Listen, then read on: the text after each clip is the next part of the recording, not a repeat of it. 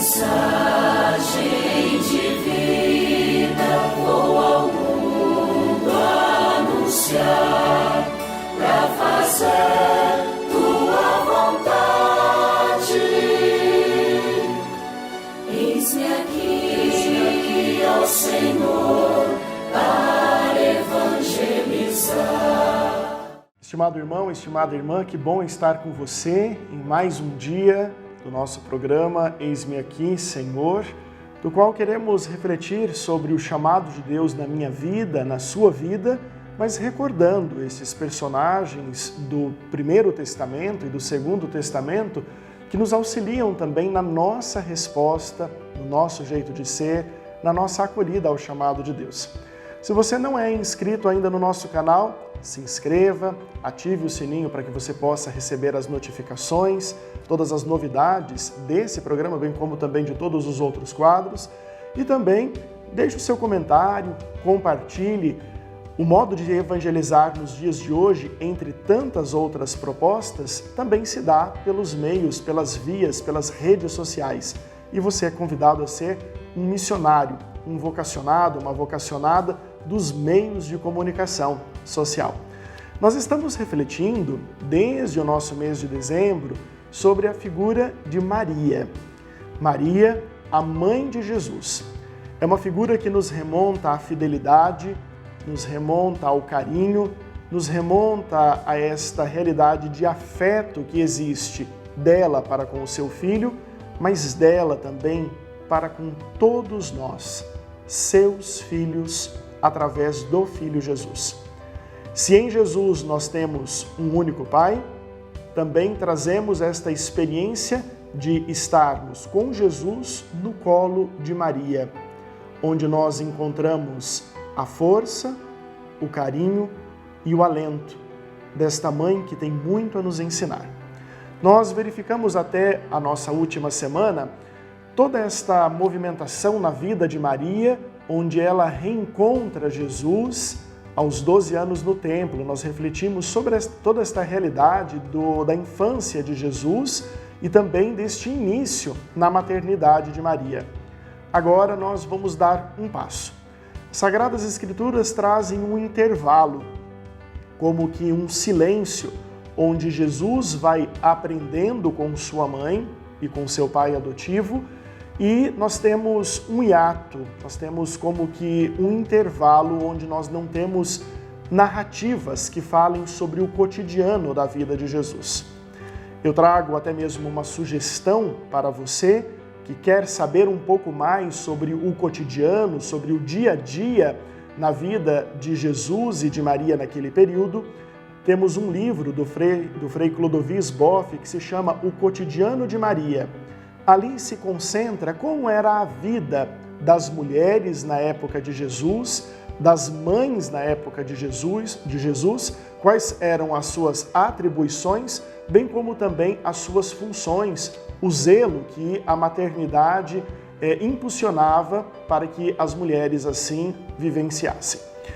Nós vamos então meditar hoje um texto curto, mas de muita significância, que se encontra no livro de Mateus. Ele se repete também na narrativa de Marcos, aliás, de Lucas, mas nós vamos nos deter a um detalhezinho que em seguida eu já chamo a atenção de todos nós. O texto então se encontra no livro de Mateus, no capítulo 12, nos versículos de 46 a 50. Mateus 12, 46 a 50. E o texto nos diz a seguinte expressão: estando ainda a falar às multidões, sua mãe e seus irmãos estavam fora, procurando falar-lhe. Eis que tua mãe e teus irmãos estão fora e procuram falar-te. Jesus respondeu àquele que o avisou: quem é minha mãe e quem são meus irmãos? E apontando para os discípulos com a mão, disse: aqui estão minha mãe e meus irmãos, porque aquele que fizer a vontade de meu Pai, que está nos céus, esse é meu irmão, minha irmã e minha mãe. É um texto que em muitos momentos, quando nós recebemos a visita de nossos irmãos protestantes, evangélicos, pentecostais, se coloca em relevo esta questão da maternidade de Maria, tendo como outros filhos, porque esta narrativa nos diz dos irmãos de Jesus. É preciso perceber que temos muitas exemplificações que nos ajudam a compreender esse texto. A mais plausível é a seguinte: quando a mulher vivenciava esse contrato matrimonial com o esposo, ela ia para a casa do esposo. E chegando ali, ela convivia na mesma casa com outras mulheres que eram as esposas dos irmãos do seu esposo, do seu marido, do seu noivo. Com isso, nós tínhamos vários núcleos familiares que se uniam ao núcleo patriarcal daquela família. Portanto, o avô daquelas crianças, por parte de pai, reunia esses filhos e esses filhos com as suas esposas estavam por ali.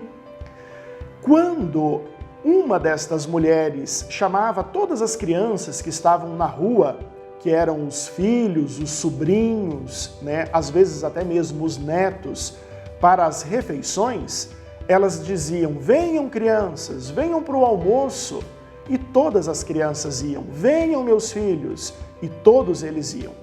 Na vizinhança, não se sabia muito bem quem era filho de quem naquela casa, porque só se ouvia: venham meus filhos.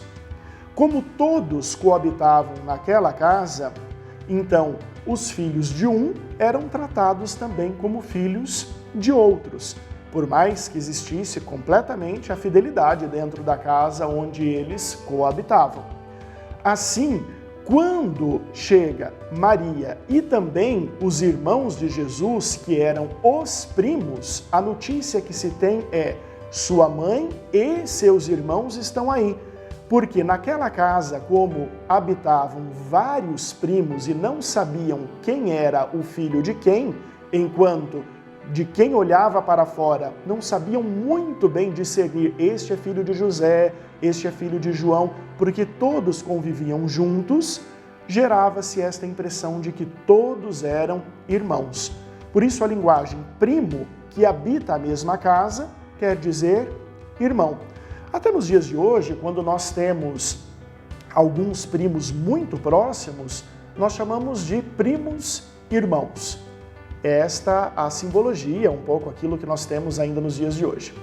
Mas o que eu gostaria de chamar a atenção, além desse dado antropológico, histórico que nós temos, é uma realidade muito particular.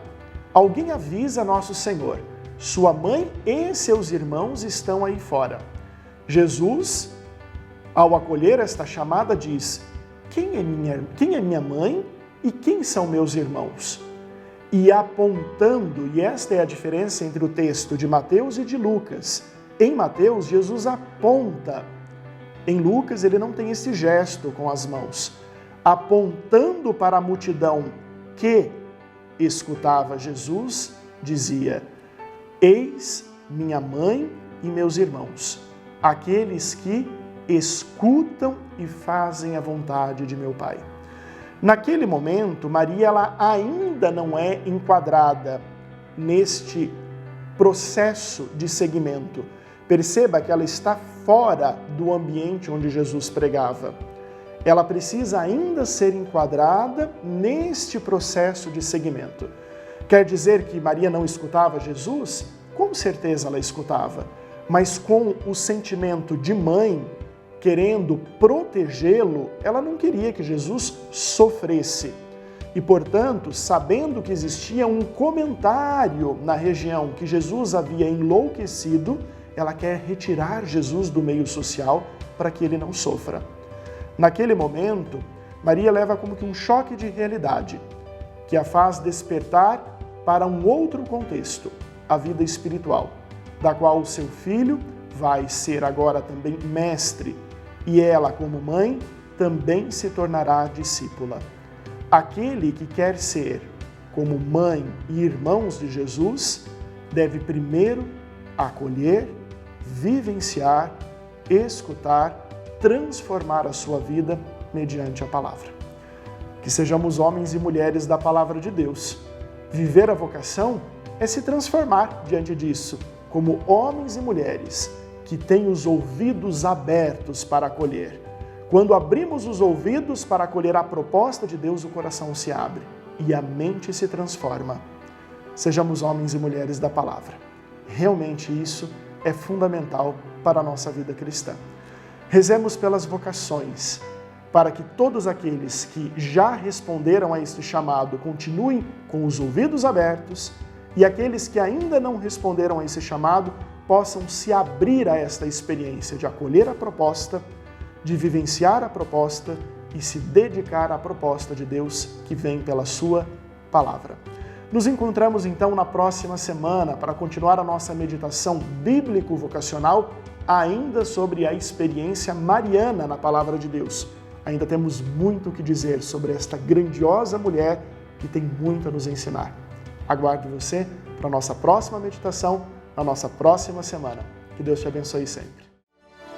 Tua mensagem de vida vou ao mundo anunciar, para fazer tua vontade. Eis-me aqui, ó Senhor, para evangelizar.